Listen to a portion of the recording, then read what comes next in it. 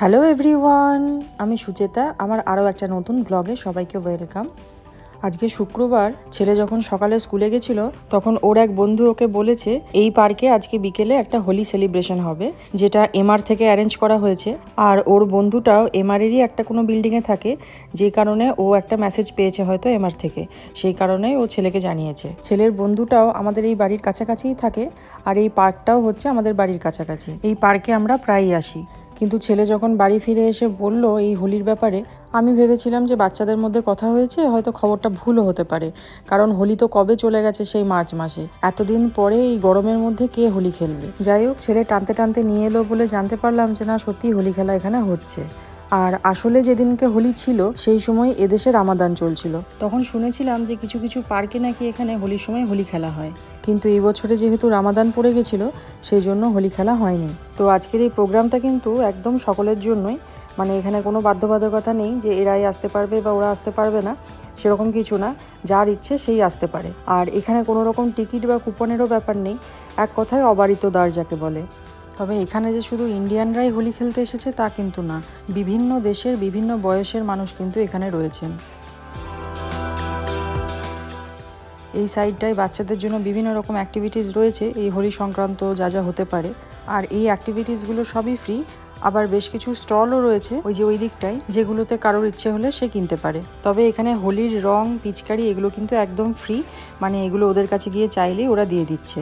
এখানে বেশ কয়েকটা জায়গায় এরকমভাবে ঘড়া বা কলসির ভেতরে রং রেখেছে, আর বাচ্চারা সব ওখান থেকে গিয়ে রং নিয়ে আসছে। কিন্তু এখানে যা মানুষের ভিড় দেখছি আর বাচ্চাদের যা রং খেলার হিড়িক দেখছি, তাতে ওইটুকু ঘোড়াগুলোই কতই বা রং ধরবে। ঘোড়াগুলো কিন্তু বড্ড ছোট হয়ে গেছে। যদিও অনেকগুলো স্টল রয়েছে ওরকম রঙের জন্য। আর এই যে এইদিকে দেখুন, আমাদের ইন্ডিয়ান ট্র্যাডিশনাল ইনস্ট্রুমেন্ট, পাঞ্জাবি ঢোল বলে মনে হয় এগুলোকে, তো সেটা এখন বাজছে।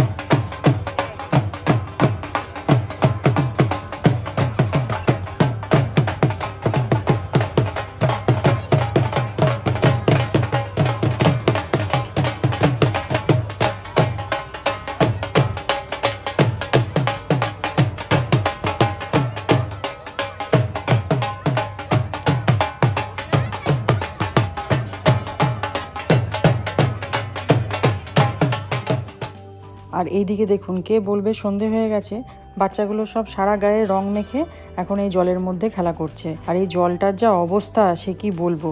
বাড়ি গিয়ে ছেলেকে ভালো করে ডেটল জলে স্নান করাতে হবে।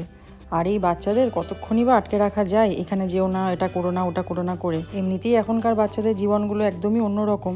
একদিকে তারা অনেক কিছু পেলেও অন্য অনেক কিছু দিকে কিন্তু তারা বঞ্চিত। তাই ছেলে যদি এরকম কোনো কিছুতে আনন্দ করতে চায়, আমি তাকে একদমই বাধা দিই না। ওকে আমি সব জায়গায় শুধু একটাই মন্ত্র দিই যে নিজের বা অন্যের কোনো ক্ষতি না করে তোমার ইচ্ছে মতন তুমি আনন্দ করো। কারণ সব কিছু করার জন্যই একটা বয়স থাকে। যেমন আমি কি এখন আর এই খেলাটা খেলতে পারবো? আবার যেখানে বুঝি যে বাচ্চাকে এখানে পাঠানোটা সেফ নয়, তখন আর পাঠাই না। আর সেটা ওকে বোঝালেও ও বুঝে যায়।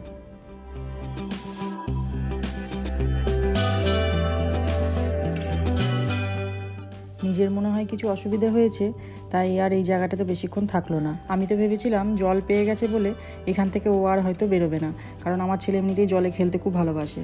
তবে এখানে যে রঙগুলো দেওয়া হচ্ছে, কিছু একটা এর মধ্যে মেশানো আছে জানেন তো। কেমন যেন রঙগুলো কালো কালো, গায়ে পড়ার পরই দেখছি সবাই কেমন যেন ভূত হয়ে গেছে। প্রথমে ভাবছিলাম যে হয়তো বাদরমুখী রং মেশানো আছে, তারপর দেখলাম যে না, জলে যখনই ওরা খেলা করছে তখনই রঙগুলো কিন্তু সব ধুয়ে যাচ্ছে। আর এদিকটায় বড় বড় ড্রাম ভর্তি করে সব জল রাখা আছে, রং মেশানো জল। আর এই বাচ্চারা সব একটা করে পিচকারি নিয়ে আসছে, জল ভরছে আর ওর গায়ে ছুটছে। আর এদিকে এই ছেলেটার মুখটা একবার দেখুন, কালো ভূত হয়ে গেছে একেবারে। ছেলে আবার কোথা থেকে একটা গাঁদা ফুলের মালা জোগাড় করে এনে ওর বাবাকে দিয়েছে, আর ওর বাবা আবার সেটা ওর গলায় ঝুলিয়ে দিয়েছে। তবে এখানে এসে একটা জিনিস দেখে আমার এত অবাক লাগলো বা ভালো লাগলো, যাই বলুন না কেন, যে ইন্ডিয়ান ছাড়াও অন্য দেশের মানুষরাও যে এত আনন্দ করছেন হোলিতে, সে নিজের চোখে না দেখলে বিশ্বাস করানো যাবে না।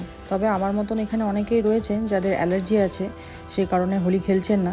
তো আমিও সেই কারণে কোনো রকম রং মাখিনি। আমার এই শুকনো হোলির রং নাকে একবার যদি ঢুকে যায়, ব্যাস হয়ে গেল, ভীষণ ব্রিদিং প্রবলেম হয়। আর এদিকে আমার ছেলে ভিজে সেই জামা প্যান্ট পরে এখনও পর্যন্ত খেলে যাচ্ছে।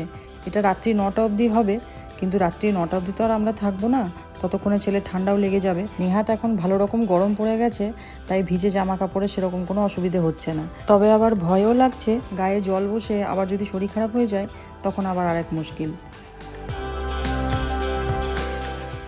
এখানে সারাক্ষণ দেখছি হিন্দি গানগুলোই বেজে যাচ্ছে। হোলির সময় যে যে গানগুলো আমাদের বাজে, তো মনেই হচ্ছে না যে আমরা দুবাইতে আছি, মনে হচ্ছে ইন্ডিয়াতেই কোনো না কোনো জায়গায় হয়তো আছি। সত্যি কথা বলতে হোলির দিন যখন বাড়িতে বসেছিলাম ফাঁকা, তখন মনে হচ্ছিল আর একটু মন খারাপও করছিল যে এমন জায়গায় এলাম হোলির কোনো কিছু পেলামই না। কিন্তু আজকে এখানে এসে সত্যি মনটা এত ভালো হয়ে গেল। পৃথিবীর যে কোণাতেই থাকি না কেন, ছোটোর থেকে যে কালচারে বড় হয়েছি সেটা কি আর এক চুটকিতে ভুলে যাওয়া যায়? আর আমার আর হাজব্যান্ডের দুজনেরই শান্তিনিকেতনে আমাদের বেড়ে ওঠা, তো সেই জন্য ছোটোর থেকেই আমরা ওই দোল উৎসব, বসন্ত উৎসব এগুলো দেখেই বড় হয়েছি। তাই হঠাৎ করে সেগুলো যদি জীবন থেকে মুছে যায়, একটু খারাপ লাগে বই কি।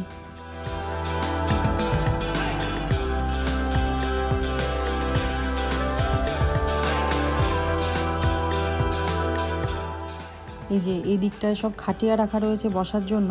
অন্য সময় এই পার্কে অন্য কোনো যখন ফেস্টিভ্যাল কিছু হয় তখন সেখানে বিন ব্যাগ রাখা থাকে, কিন্তু আজকে যেহেতু একটা ট্র্যাডিশনাল উৎসব আমাদের ইন্ডিয়ানদের, সেই জন্য আজকে এখানে খাটিয়া রাখা হয়েছে। আর এইদিকে বেশ কিছু খাবারের স্টল রয়েছে, এগুলো অবশ্যই চার্জেবল।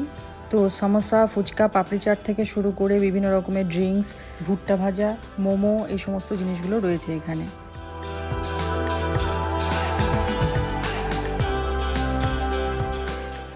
আর এখানে রয়েছে আমাদের হোলি স্পেশাল ঠান্ডাই। এটা এখানে একদম ফ্রি, যে যত খুশি খেতে পারে।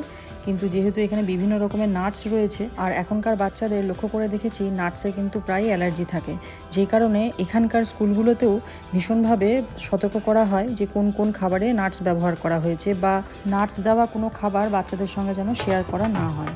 আজকে আমার ছেলের যা চেহারা হয়েছে, আমি তো আমার ছেলেকে চিনতেই পারছি না। ওর এখন নাচ পেয়েছে খুব, তাই এখন নাচ করছে। যাই হোক, আজকে ভিডিওটা কেমন লাগলো অবশ্যই কমেন্ট করে জানাবেন। ভালো লাগলে ছোট্ট একটা লাইক করে দেবেন। দেখা হবে খুব তাড়াতাড়ি পরের আর একটা নতুন ব্লগে।